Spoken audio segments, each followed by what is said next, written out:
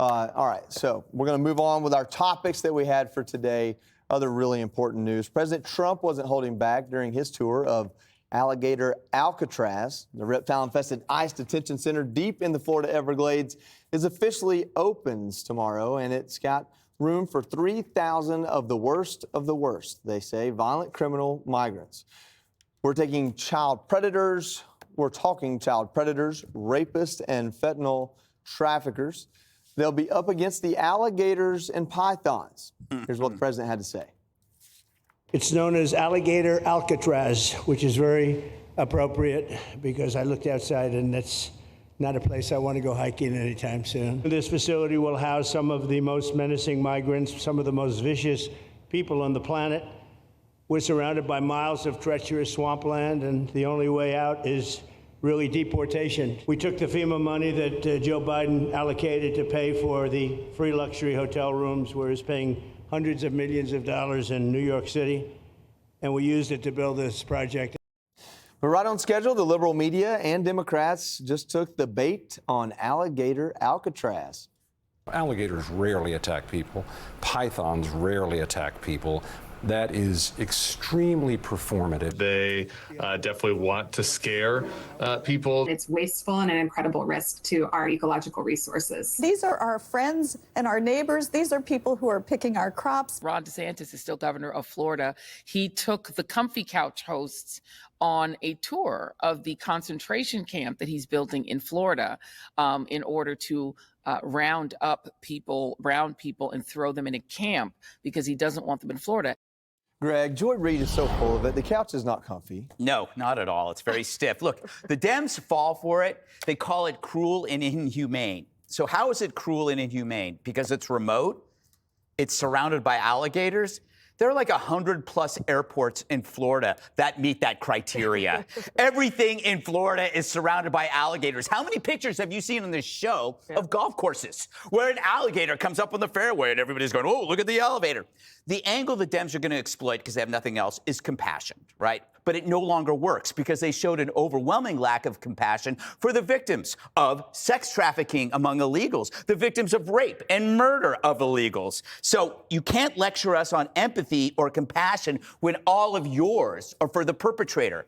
The great thing about Trump and what the left misses, he knows how to sell something. He knows that you incentivize with words. He causes his message to do the heavy lifting. Right? So if you're an illegal with an opportunity to leave, you could leave now or take your chances and end up in a place surrounded by alligators. It might not even exist. It doesn't matter. He creates this in your head, which is why it's not surprising. 1 million people have already self-deported because there were 4 words that served as the message. Biden's out, Trump's in.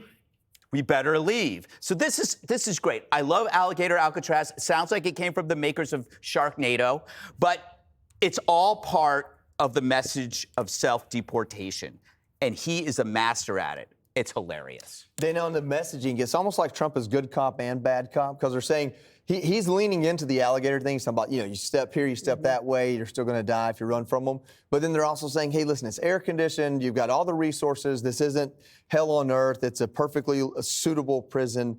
And I guess in that way, he kind of neuters their attacks, but also leans into the messaging he wants. Right. Well, and also because it's catchy, right? Alligator Alcatraz, and you can picture it. And I think it's better than trying to reopen the old Alcatraz. This makes a lot more sense. Plus, one of the guys, the Attorney General from Florida, he was on Newsroom this morning, and I said, well, how long do you think a stay is going to be at Alligator Alcatraz? And it's not years. He said days, possibly weeks, in some cases months if they have a bunch of due process hearings. So there's that. Also, the deterrence factor is also important. So it is illegal to cross into the country. And you might say, like what on the montage, you might say, well, but these are people that are doing work, and maybe they haven't done anything wrong, but they did do something wrong initially. And if they want to change that in Congress, they can try to do that. But the deterrence factor is also important. The self-deportation is one thing. Plus, we have additional cooperation now from these countries and taking back their illegal immigrants. So All of these things are happening, and it is what President Trump promised to do. He promised to close down the border. That has happened. Bill Melugin was just reporting on X the numbers for June in terms of people coming across the border. It's at like absolute record lows, and this is what people wanted. If Congress wants to change somebody's work permit or ability to stay and work longer, they have the ability to do that. And I think President Trump would be willing to listen, but they can't get past their hatred of him and grasping at straws to come up with a coherent message that they could go to him with. Harold, they said two things today that I thought were interesting to me, and this is just from the angle of how Democrats are objecting to it. They said if you're getting sent there simply because you're here illegal and you don't have a record that they want to put you in jail for, and I think it's right out of President Trump's mouth, is or maybe it was Ron DeSantis said, you could be at the gate of this place and choose to self-deport. But if you're a murderer or rapist, if you have those kind of charges, the worst of the worst, then they're going to keep you there. What of that are Democrats objecting to? I have no clue. I think there's some Republicans who are raising concerns about this vote. But let me step back. I think that if this thing here works, I think it's great. I think there's a lot of theatrics here that I think may bother some. Doesn't really bother me. But two, the border, the president has been outstanding on the border. The number of crossings has decreased so dramatically. It makes every American, particularly Democrats, to understand that there were things that the previous administration probably could have done, or not probably, certainly could have done to reduce those numbers. The hard part, Joey, has always been immigration. I served in Congress 25 years ago, and we were grappling with how do you provide paths to citizenship and who deserves a path to citizenship, who might be an undocumented worker.